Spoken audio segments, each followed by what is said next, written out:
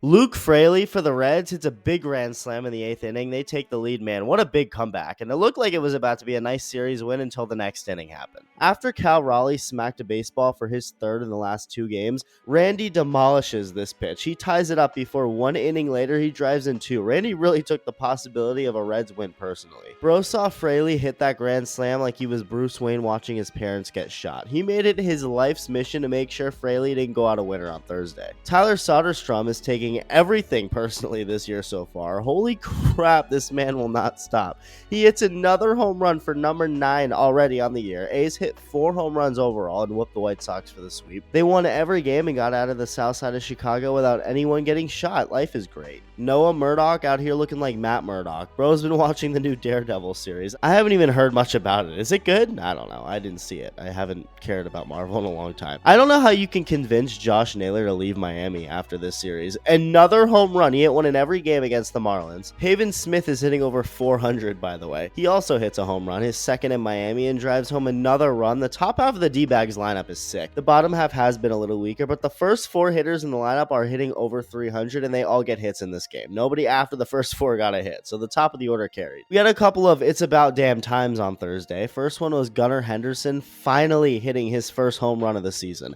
Every run scored in this game came via a home run. Everyone was lazy. Nobody wanted to run or do anything. Just smack it over the fence and jog. Your typical 2025 worker. Okay, when Austin Hedges, a 187 career hitter on the Guardians purely for the vibes, like that's why he has the job. Yeah, when he's hitting home runs, you know it's one of those days. No, I love Hedges. I think he's fun. Yeah, both Guardians homers that went back-to-back were solo, though. Orioles put up 6. How about the Orioles pitcher? My God, you know the Orioles pitching is thin when they're relying on a 35-year-old rookie to get the job done. But hey, Tomoyuki Sagano, put some respect on his name. He got the job done. We got a 35-year-old rookie before GTA 6. Orioles hit 3 balls for homers. Ryan Mountcastle hits 2 balls on this play. Rose said, I'm not getting it out. Might as well get something out of this. Let's try and take away this man's ability to have kids. Nice job. Let's check in on how people are feeling about Juan Soto. Juan Soto has stunk to start his Mets career. I never thought I would be at this point with Juan Soto. Yesterday, a despicable 0 for 5 with 3 strikeouts, leaving a small village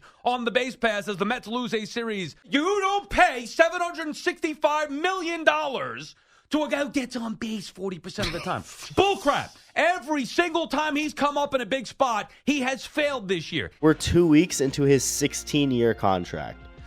Yeah, very rational takes. Mark Vientos hit his first home run of 2025. That's another it was about damn time. Mets pitching shuts down the Cardinals back in Queens. The Angels this week started looking more like the Angels we all know, and I wouldn't say we all love them, but they get swept in Texas. Adolis Garcia hitting home runs is always a fun sight to see. Corey Seager hits his 100th Rangers home run. This is that's a problem. Not sure why Jack Katshabagajewicz is disrespecting his manager Ron Washington here. Don't love that. Maybe it's because these mad phones aren't allowed in the clubhouse. Jordan Hicks pitched like a hick in Philly. 5 runs. He walked 4 hitters. He did go 7 innings. A lot of his issues revolved around location, obviously. The Giants didn't have the worst game ever. Matt Chapman had a day. A couple hits, one of them a home run. Tyler Fitzgerald keeps mashing. K-Pop Barry Bonds, unsurprisingly, gets a hit in his one and only at bat. He pinch hit in the 9th, but a 5-run first inning is all the Phillies really needed. Kyle Schwarber is having a really hot start to the season. Rays got 12 hits on Thursday, more than the Yankees got, yet gave up twice as many runs. That's not ideal.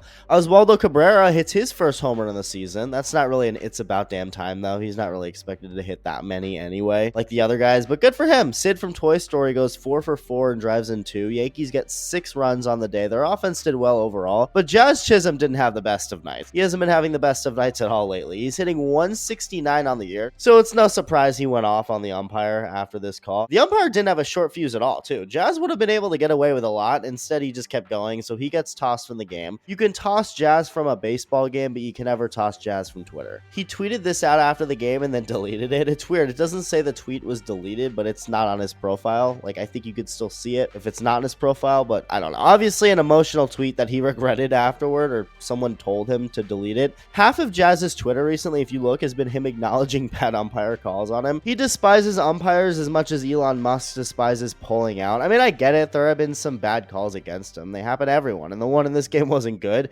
but it's also, of course, not a valid excuse for hitting 120 since this tweet. Not that he's using that as an excuse, but any call like that against you right now with how he's hitting, yeah, it's going to be made into a bigger deal than it really is. All right, little catch up on the lore. So Jorge Lopez hit Brian Reynolds before throwing a pitch over Andrew McCutchen's head. The bench is cleared after a couple seconds because Kutch wasn't happy. Then Lopez started calling Kutch soft like an idiot. Tommy Pham was ready to go to war. He didn't even know what was going on. He just wanted to punch someone in the face. It was a mess. But anyway, the umpires, after talking things over, deemed Lopez should get ejected. They thought it was intentional. Kutch gets walked. O'Neal Cruz hits a grand slam the first pitch he sees. On Thursday, news comes out MLB took things even further on Lopez. They suspend him for 3 games. I don't really get it, at least initially, him almost hitting Kutch. I don't think that was on purpose. But then again, if Lopez immediately acknowledged it was a mistake and didn't call McCutchen soft, he's probably not suspended. He might not even be ejected. I wonder if that's why MLB decided they felt it was intentional, but either way, this fired the Pirates up. O'Neal Cruz especially. He comes up hours later the next day,